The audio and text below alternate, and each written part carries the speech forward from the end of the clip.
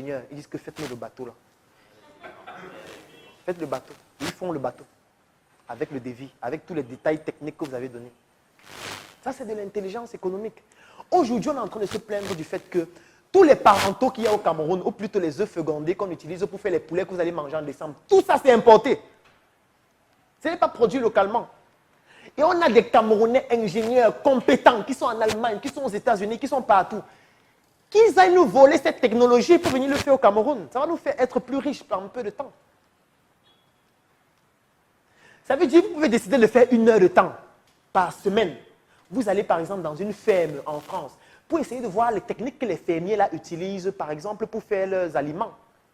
Vous venez même comme un stagiaire que vraiment je ne trouve pas d'emploi. Vous allez même rester là-bas même 1 mois.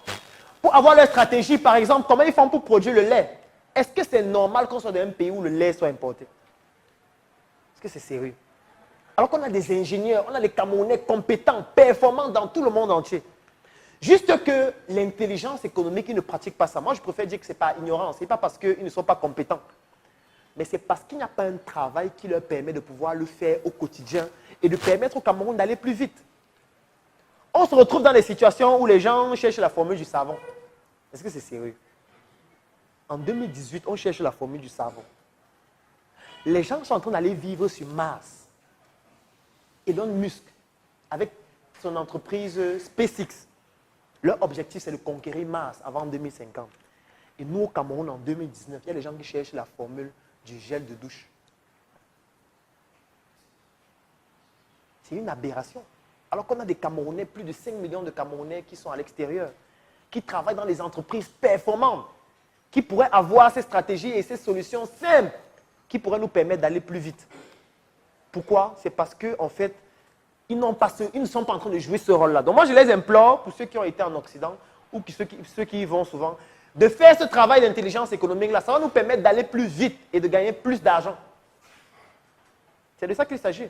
On peut tout simplement identifier les produits qui sont les plus consommés au Cameroun, comme par exemple le Nutella, et se dire, ok, on se donne 1 an pour savoir quelle est la formule du Nutella. Le Nutella, c'est l'huile de palme.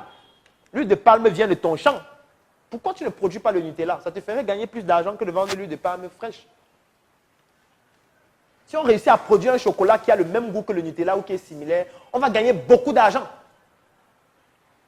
Et on a des Camerounais qui travaillent dans ces industries agroalimentaires-là qui pourraient se mettre ensemble pour trouver la formule.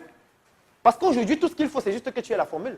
Parce que si tu as la formule directement, tu peux décider de dire que je ne vends plus mes noix de palme, je ne vends plus l'huile de palme, je vais maintenant faire le Nutella ou une marque similaire qui aura un goût similaire et qu'on va vendre plus cher. Tout ça, c'est pourquoi? C'est parce qu'on n'a pas les éléments technologiques qui peuvent nous permettre d'arriver au résultat. Et ils ne vont jamais nous donner ça gratuitement. Jamais. Ça n'existe pas le transfert de technologie, ça n'existe pas.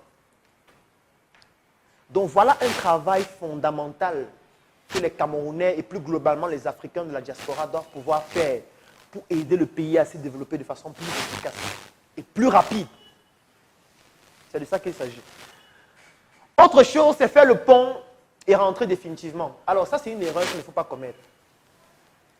Ça veut dire que si vous avez grandi en Occident pendant longtemps, au lieu de rentrer définitivement dans votre pays d'origine, il est préférable de créer un pont entre les deux.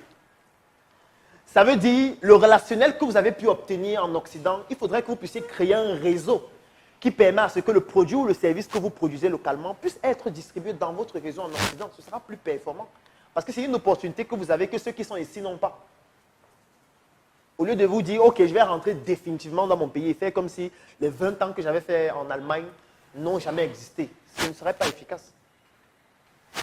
Autre chose, c'est diversifier les investissements, bien évidemment, parce que plus les investissements sont diversifiés dans plusieurs secteurs d'activité différents, et mieux c'est. Parce qu'on l'a dit, investir, c'est prendre un risque. Donc, plus on prend de risques, et plus la probabilité qu'un de ces risques-là puisse fonctionner est importante. L'autre élément, c'est vouloir éviter les risques. C'est inutile.